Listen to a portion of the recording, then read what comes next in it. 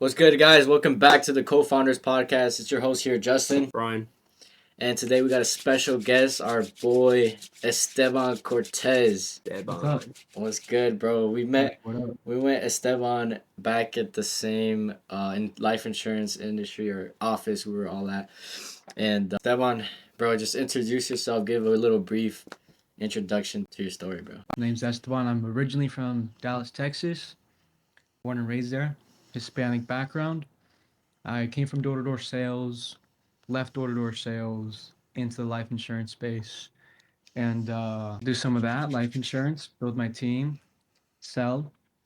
I do a little bit of trading too, futures. Esteban's currently in AZ, Arizona. We're here in Chicago. Tell us what led you to being in Arizona. Are you originally from Texas to Chicago, then to Arizona? Like, what made you want to basically step out of your comfort zone, leaving your hometown to just pursue something? What is it? What's driving you? I'm a big key factor to why I do what I do is like my family, especially my brother. I really want to see my brother because I haven't seen him in a long time. And my parents do want to be able to retire them, my whole bloodline. So I was never against doing anything uncomfortable. If anything, I knew that would. The thing is, the positions I used to be in were already pretty fucking uncomfortable. So I couldn't think of another situation of taking risks as being uncomfortable. I would not be able to live with myself if I didn't take those risks. Driving to Florida, leaving to Florida, going to do door-to-door sales without knowing how to sell shit. Driving to Chicago without having any certainty that I would succeed in this business model. Just simply depending on the leadership I was being given, right? And then going to Arizona was like, I didn't even second guess it, right? 100%. And you took the sacrifice in every industry, even before getting into sale or even before getting into life insurance. All right, well, I always wanted to ask you this, but where do you get that confidence, Esteban? Bro, what confidence, bro? Bro, it's because when I came in, bro, I even told Justin, bro, when I came into the industry, bro, it's like I came in and I thought I was unfit to do this job or do sales, bro. I came with that type of mentality, bro. But later on, I saw that you just honestly just have to, it's how bad you want it, how bad you want to learn, and how fast you want to proceed with that progress. But I saw you, bro. The only thing I saw from you was confidence, bro. That's all I saw, bro. Yeah. I didn't see no hesitations from you, bro. That's what I'm trying to say. I appreciate that. I think the biggest thing was just always walking into a room with enough humility and enough ego, right? You have to have a balance between the both. You have to learn to protect yourself. Some people take advantage of your humility, of your kindness. That's why you do have to let people know that, hey, I got a little pride of me too. You can't just walk all over me. So you walk in a room, I've always said I'm going to walk wherever I go, wherever I walk, whatever rooms I walk in. I'm going to move. I don't give a fuck who's in charge or I'm in charge. That's it. There's going to be people that are better than you. Technically, realistically, they are better than you. But it took time for them to get there, right? You're going to get there too. We're all going to get there.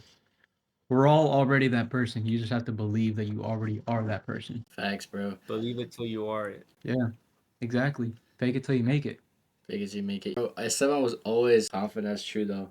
Even if there was some uncertainty of what's going to happen next, some shit just happened. Nothing was really planned. And regardless, Esteban was just always locked in, basically, regardless, bro. Whatever cards I was dealt with, I would play the deck. Facts. What else could I do? Yeah, and I remember you came in. I came before a lot of people in 2024, October, November-ish. And then obviously I was still in high school at the time, so I was going to class and shit. So I was out for winter, and then I came back, and you were sleeping in the office. I remember you were sleeping in the office, and he had his mattress in there, his air mattress, and like, bro was dealing with that every day. Look at him. He's not even phased, bro. You're still grinding. Even while he was in the office sleeping, it was just another day, bro. There was no complaining. There's none of that shit. It was always, no one's going to come and save you, bro. It's always that mentality. Do you think, we were just talking about this earlier, too. We all were going through the same environment. Everyone had the standard. You had to sell a certain amount every single week. If not, you were basically looked down upon. Do you think that helped you mentally, or did it drain you in the long run? I think it definitely did drain me in the long run because I realize it's a business model where it's more than just sales. It's not just sales. And if something is expected of you in terms of building your business, then it's going to take a lot more than just selling. And when you don't have the constant, not someone holding your hand, but when you don't have constant true guidance and someone holding you accountable and helping you, then it's very hard to get there alone. If there's no communication and communication works both ways, then you have to figure it out by yourself. There was a lot of times for me where I don't understand this whole marketing thing. I'm trying to figure out this marketing, post on TikTok, market and incentivize on Instagram as much as I possibly can, right? Eventually something did work, right? But the issue is when you start pouring time into all these other things and you don't have time for the core thing, which is selling, then it's like, well, why'd you forget about that? When it's really not that simple. On the side of building recruiting, that shit's not easy. And when you're in the position where you still have to focus on yourself and prioritize yourself, and you're expected to do that as well, that shit's like that's tough, right? It's basically deflect one. You can't deflect both. Right. And that's fucked up. It's a tough position to be in. I think a lot of the times the level of standard that there can help, right? There's a lot of times that it helped me. All right, this is the shit we gotta do. Let's get it done, right? But when you run your organization like a dictatorship, right?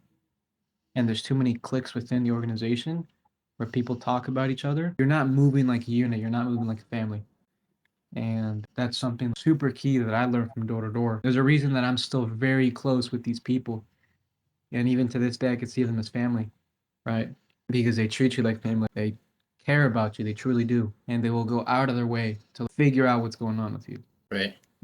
People need to know what mentorship is, real mentorship. I think you would be the perfect person to ask. This is a perfect question for you, especially with what you've gone through in your experience. What would you say for people that are watching this, that are looking into getting into some kind of industry like this, sales or whatever kind of sales? What do you think would be the most important things to look out for when trying to search for a good mentor or guide?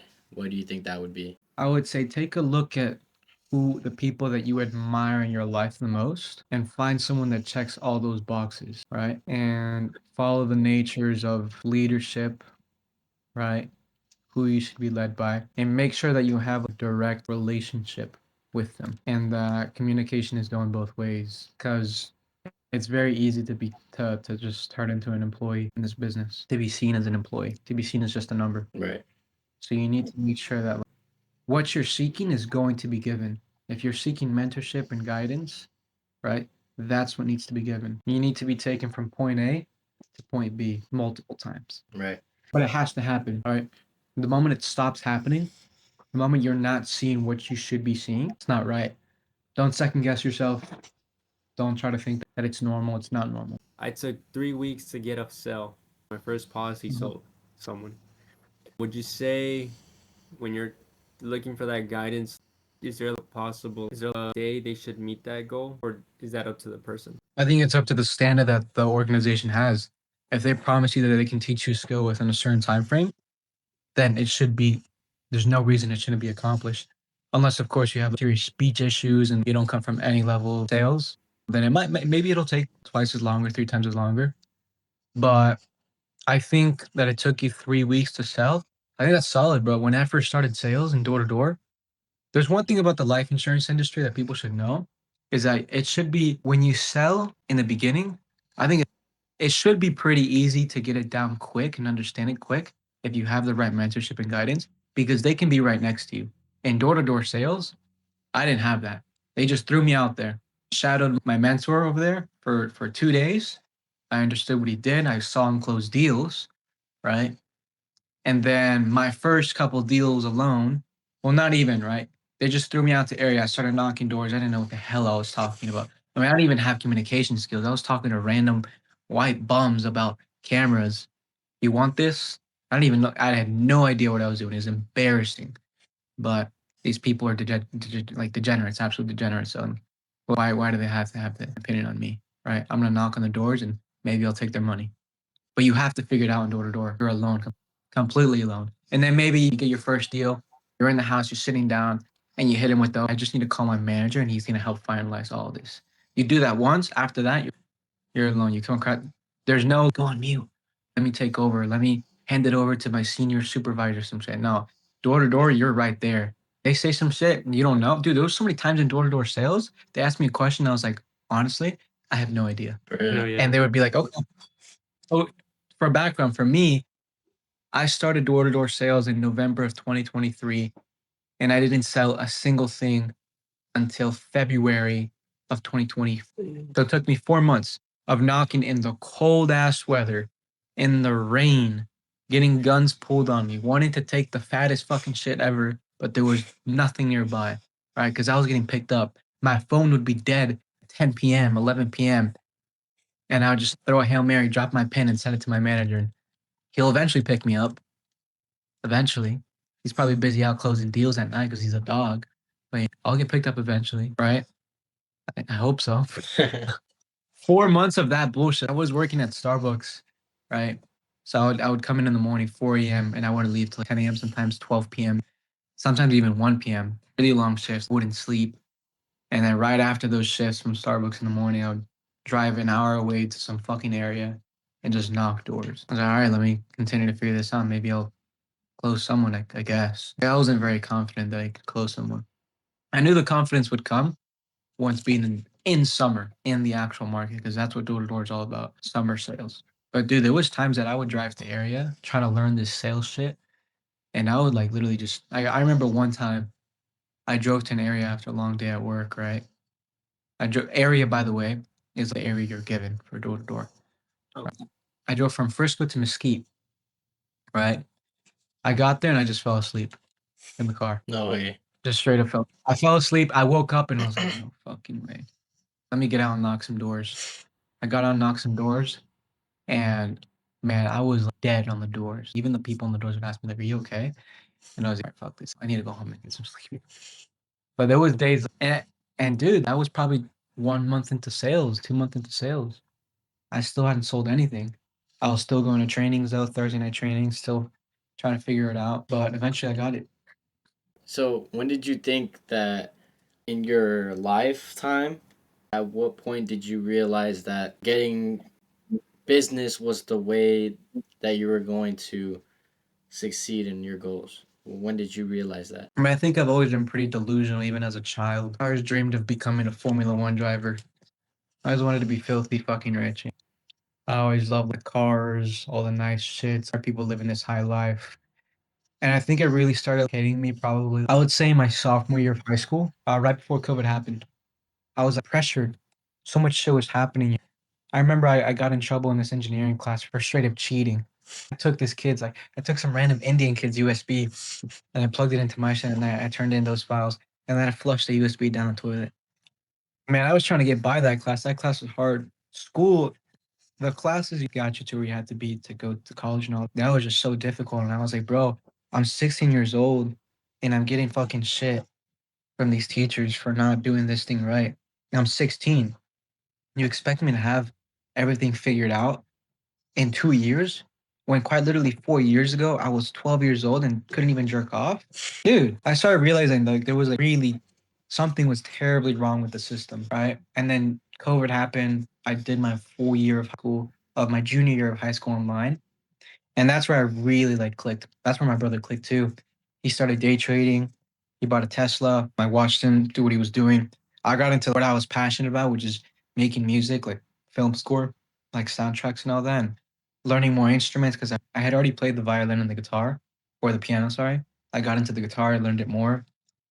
And I wouldn't even up on my Zoom class 1 hour in the morning and then do jack shit. Right? I would do what I wanted to do. Right? I would help my brother market his trading. He had like huge Discord full of people teaching people.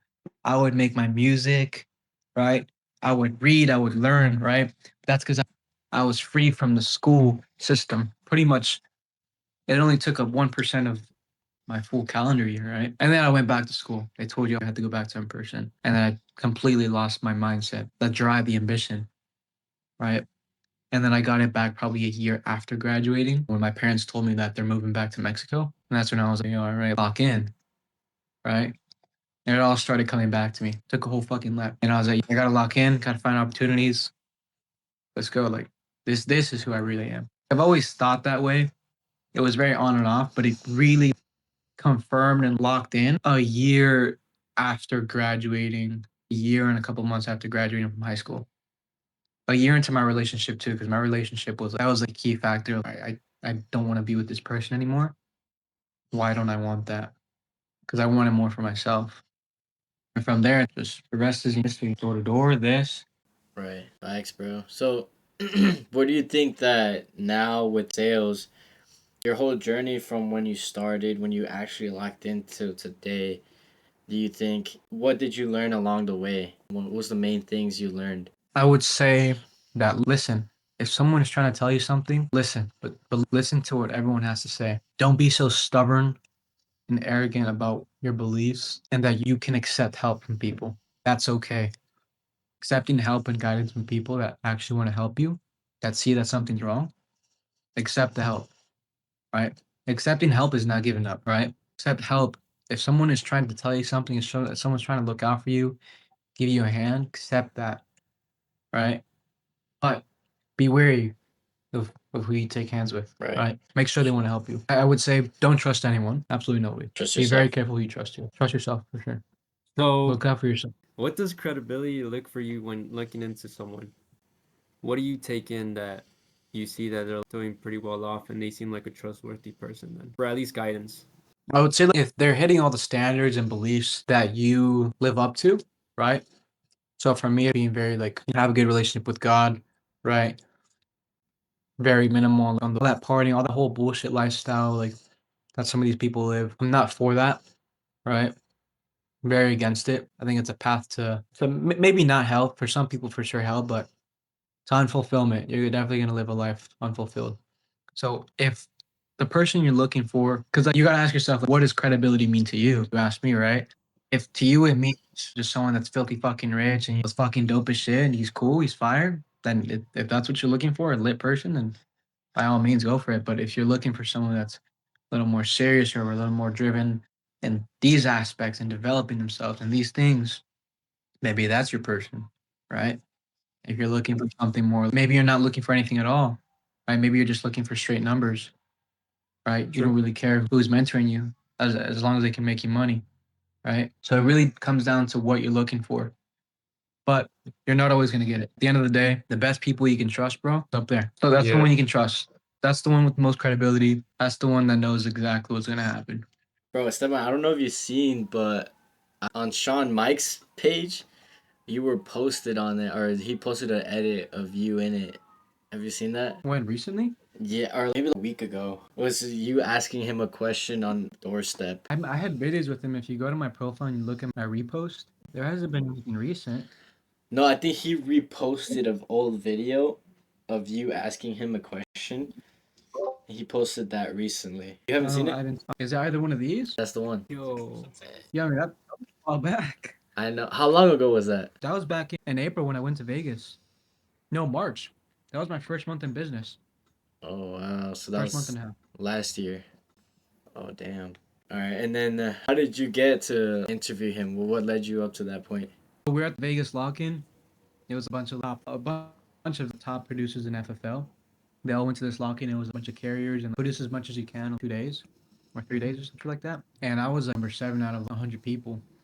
I was probably like 2 weeks, 3 weeks into the business. I'm fully into the business full time, right?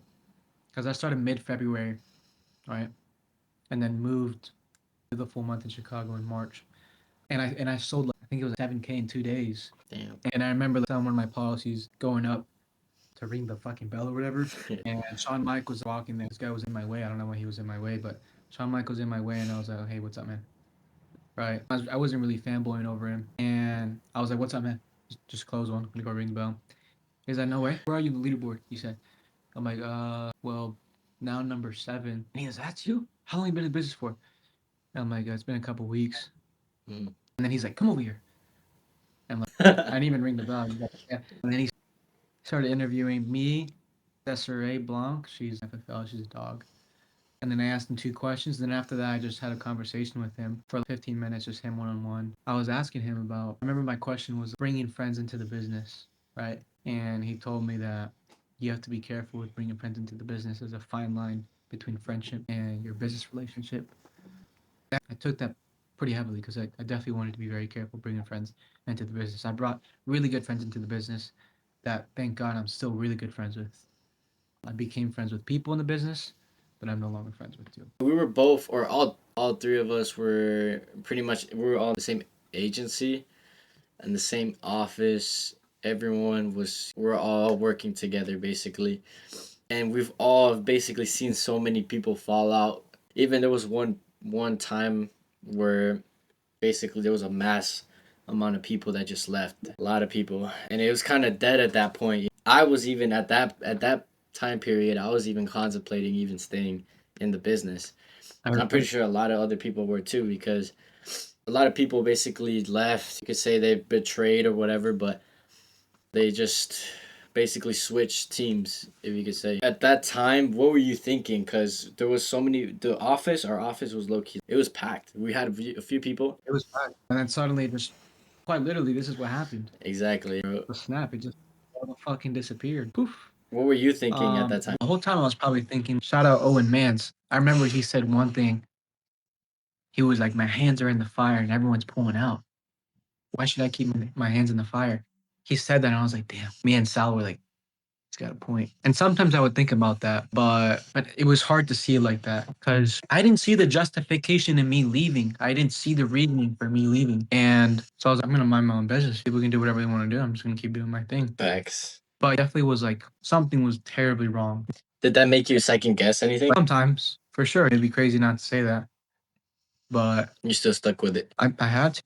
Until shit came across my face directly, then I was good. And then shit was thrown at me. Not shit from above, right? Or from below, right by my side. That was always happening. Things like that was always happening in the business. People were getting double crossed.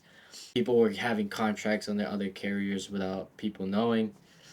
Writing business without people knowing. That was always happening. People still do that. They're still doing it too. So Dude, there's a lot of shit going on. Everyone is like this. There's so much more shit going on there. I feel so bad for some of the people in there. what happened when you left from Chicago to AZ?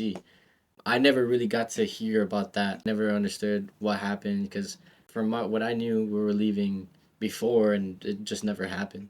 And now you guys ended up going in November. December, January. The whole AZ thing was just seeking more mentorship because I think it got to a point where it was pretty obvious that growth was limited in Chicago. I was super excited about it. More people to learn from.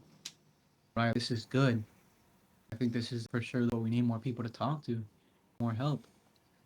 And I would say definitely is that. And I would have loved to still be a part of it. I really did want to be there. Right. You guys, do you think your agency you were in Chicago or in Naperville, did you think they were more forced to go to AZ in terms of maintaining that agency at Naperville, or it was more of a choice, a better idea to do so? And it was definitely do or die there. That's just the business model. Every month you have to deliver, right? Every month you got to continuously grow or continuously hit numbers, or else your shit gets stopped out, right? It's pretty do or die, especially when you're pretty alone out there with not that much mentorship. Yeah, it was survival of the fittest. Facts. When we're all in the office in Chicago and you were sleeping in the office, we all knew people that were already leaving to somewhere else, right? Did you still have that connection? Did you keep in contact with those people, or did you just pretty much anytime someone just left or fell out, did you just said screw them and you moved on? If they weren't helping me in my business anyway, it wasn't through them, but it's like, all right, bro, like, I mean, you're not here every day, so I don't, why should I, not that I don't want to talk to you, it's just why should I talk? I gotta keep figuring my shit out, bro. You're not gonna help me, right? So there were some people that when they left, that still really wanted to be connected with him. Someone like Owen Mance, that shit was heartbreaking. Right. Learned a lot from him, and I still have contact with him. Even after what happened, I would go out to dinner with him and Sal. Right. And then there was some people that I just didn't really have a crazy relationship with or connection with at all to really even care, right? For example, Sean McDonough, super cool guy. I never really knew him like that, though. I guess we could basically just transition to a segment, which is basically talk about, I guess now. Have you been talking to Sal? He's a busy guy, though. He's pretty private.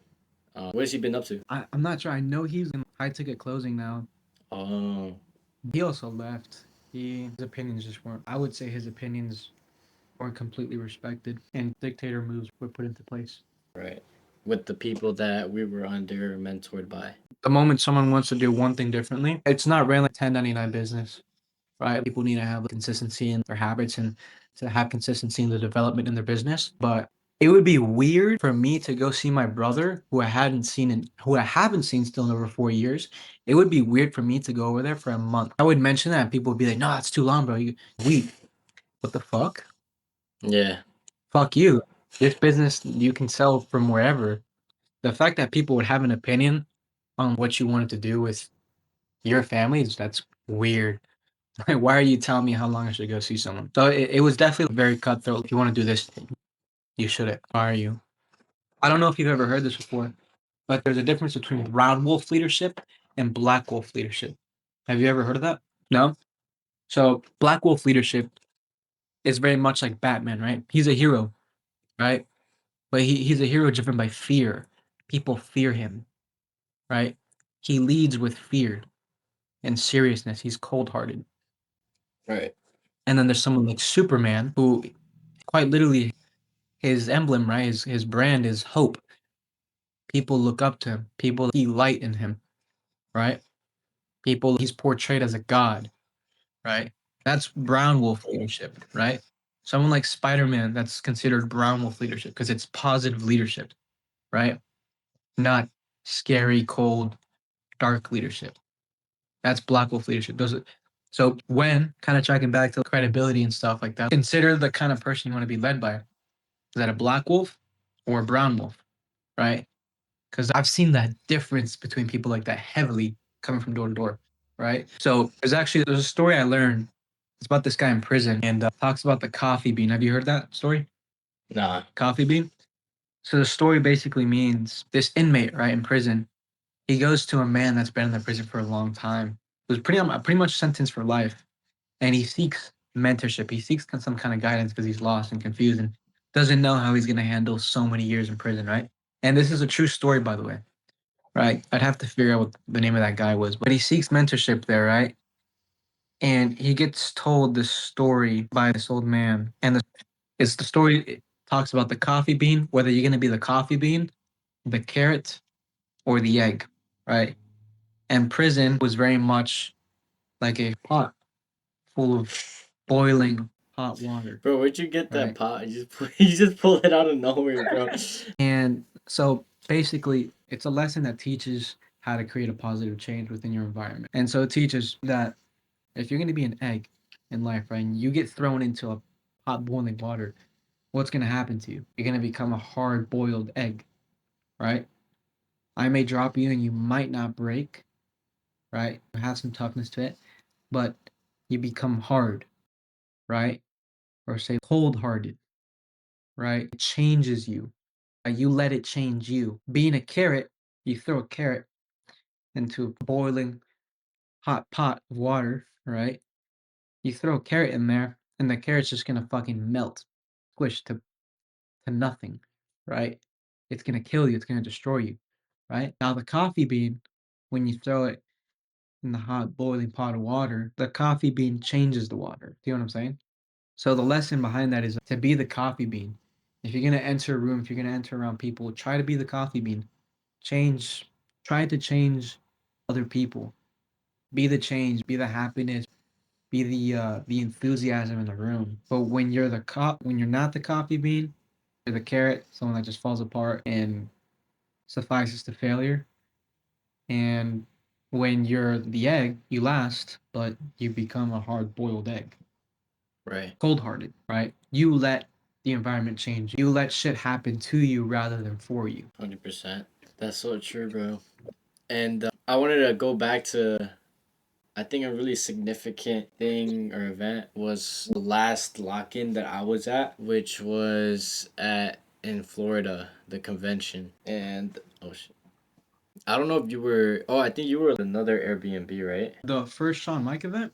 No, this was in October. Oh, I got my own Airbnb. Because I was trying to remember.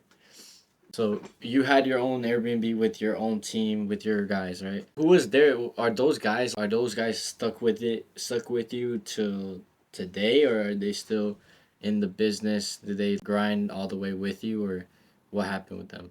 They all fell out. They all fell out, except one of them that is still there, Jackson. He's still around. But everyone else fell out. Oh wow. It's not for it's just not for everyone. I think with the right system in place, so a lot of those people could have made it. That's just the truth about insurance or just sales in general. That you could like invest a lot of money into somebody or whatever, and then sometimes it doesn't work out. It's a reality.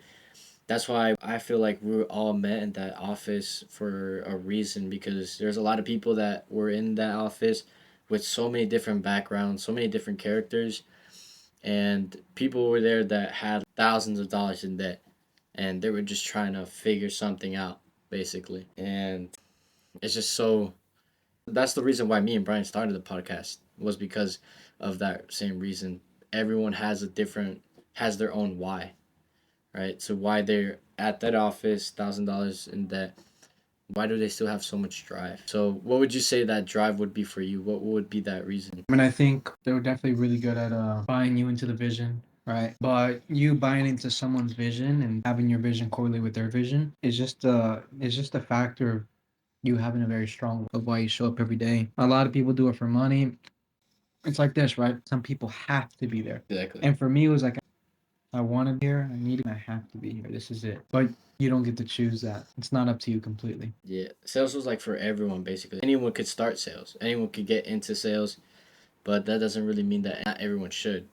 Exactly. And even if you want to be there, some people might not want you there. So sales, the entirety of the sales model, it's not a business. You're not walking into building a business. You're walking into partnerships. Would you say for people who want to start a business but don't have like funds, like let's say for me, example, I was working my way up as a cashier when I was not in the sales industry. I was putting that money into my equipment for my other business I had in plan because sales was not in the agenda to do for me because I didn't know anything about it and honestly didn't look into it at all. And I did see Justin's post, but Justin literally hit me up literally a random ass day. He said yellow. I don't know what the fuck he texted me, but bro was on some weird stuff. I think he was like sniffing cocaine. Bro, But I think I texted you in convention. I texted you on I forgot. I think it was the no, AZ convention. you said some XQSL like you were like literally I could pull it up. No Nah, it's gonna way. take. But you just sent me some random ass words. I was like, yo, is this by mistake? I thought you were doing some pranks because I know you did YouTube. So I was like, he's probably like, pranking Yeah. me. Come do sales. I wasn't so hesitant in the fact that I had to risk something, but I was like, I don't want to stick to this 9 to 5. I feel like I feel like I'm wasting my time and not learning something new, which I was like, why not? But back to the question, would you say going into the insurance industry, would you say it's a lot more capable for someone to build a business, but obviously it's going to be long term because if you want to build something or scale to something, you have to stay there and actually put in the work and bring in the people you want to bring in and then just have it function till you just have people bringing in people into your agency basically. But No, I get your question. I think coming into business, you have to think about everything that comes into play. that's why I'm getting so mixed up right now because like there's a lot of things you have to really think about. If you if you don't have everything figured out coming into the business model, and I don't mean figured out, you have a plan for all of it, but you know what problems there are, and you know that you have to address them, and you know how to address them, then that's good. But there's a lot of things about the business model that if you don't figure out fast, it's gonna fuck you. It's gonna absolutely screw you in the ass. There's a lot of things about the business model that people aren't gonna tell you, right? To keep you small. So you have to make sure if you feel like there's something that you don't know, you need to ask other people. Because when you ask your direct mentor questions and they don't answer them completely about how the business works, how certain things works, right? That's weird. You need to know exactly everything. Because if you're gonna recruit people, if you're gonna bring people into the business, and they have the craziest, wildest, the weirdest questions you could possibly think of, you need to be able to answer those questions. You have to be able to answer those questions. If you're taking the position of leadership and that's what you want, You gotta know what you're doing. Really know what you're doing, right? Because when it comes to building, there's a lot of shit people don't talk about. A lot of stuff people don't talk about. Because I didn't even know I could get chargebacks for the money I got. Because Justin didn't want to tell me. That's the least of it, bro. There's so much they don't tell you, and if you don't know, they can just use it against you. Right. That's true though. There's so many ways people got screwed over, bro. I've seen people's lives get ruined because of the industry, bro. Yeah, I'm like not really that much into it just because I was only there for what, 4 months? Right. Compared to you guys, you guys been there for longer than a year. I think we're probably gonna wrap up this podcast here today. This is actually our first time finishing because last time, that's what she said, but last time, Josh's connection just failed, so that pretty much just cut it off. I guess we're just gonna cut it off for today. Do you have any last words, Brian? It was good seeing you, bro. And honestly, bro, if we could do another podcast time lapse to a year, that'd be great, bro. 'Cause Well, if you guys are jumping into, I know Justin's in the trading space, but if you ever do a podcast about trading, I'd love to talk about all that. I love that shit. I really do. If anything, we could fly out. We gotta reconnect. We have to, bro. I've thought about it long term, at least in America. I definitely love Chicago. I really fell in love with that place. I really like it. Chicago, though, not Naperville, Chicago. Chicago. Being in the middle of all of it. Right. But it's going to take a crazy pull for me to come back to America. This country's weird. But you're not gonna stay here? Nah, I'm moving to Asia, bro. Asia? It's like an island paradise. What part? It's called Phuoc. Phuoc. Puka. Go there, probably travel a little bit in between. You got Malaysia, Singapore, Japan, South Korea. So you're not really too tight in a situation where you can do your own stuff still? You have the freedom? Or what would you say? If I don't have a team, then I'm doing my own shit. I'm gonna go live life for the first time. I Seriously? got free will, bro. I can do whatever I want. Why am I in America? There's Solid. no point in being there. Why be a rat and just be a rat that shows up every day? Dude, the thing with the system, bro, is like, and put this in there. There's a lot of people that think they've escaped the system, but they really haven't. They just made it to the top of the system. That's so true, bro. To get out of the system, to get out of the matrix that people talk about, it's to walk to the right or left or behind you or forward, but don't keep moving up the ladder. You just got to walk away from it completely. That's leaving the matrix. That's not being a part of this whole fucking grand, stupid system. You see all these wealthy, rich people, and I'm not the kind of person that's like, fuck rich people. No, like, I love that, seek mentorship from people like that. I want to be like that. But when you're a filthy millionaire, right? Filthy wealthy, right? But you're still driving on the same streets as absolute losers, pedophiles, weird people. You're driving on the same streets as them, going to the same stores as them. I see what you mean, bro. It's a shared experience, bro. Thanks. You're still being, like, you're literally held by the dick in this country. You can get arrested for anything. Right. Unless you have money. No, even with money, bro, you can still get fucked. Or, what I meant, connections, too. This country's weird as hell, bro. It's ran by pedophiles. That's enough for me to be like, fuck. That's why Justin loves it here, bro. I don't know why. Right, bro. If you don't have the freedom and liberty to be able to leave this country, God bless the fact that I have 3 citizenships. I got the American, the Mexican, and the Spanish citizenship. If I didn't have that freedom, I don't know what the hell I would do. If you're an American stuck in America and you can only be in America, you need to figure out a way to be able to exit. For sure, bro. It was a pleasure having you, Esteban. Spilling water. Sponsored by Ethos. Brian just got a fucking bonus off of them. What? I got like $100 off with them. Well, Esteban, if there was one last thing you could leave off with the people watching, the audience, what's one last thing you could give them? One last motivation, whatever it is. Cut your grass and you will see your snakes. All right. See you guys, and look out, stay updated on the next podcast, and peace. Yes.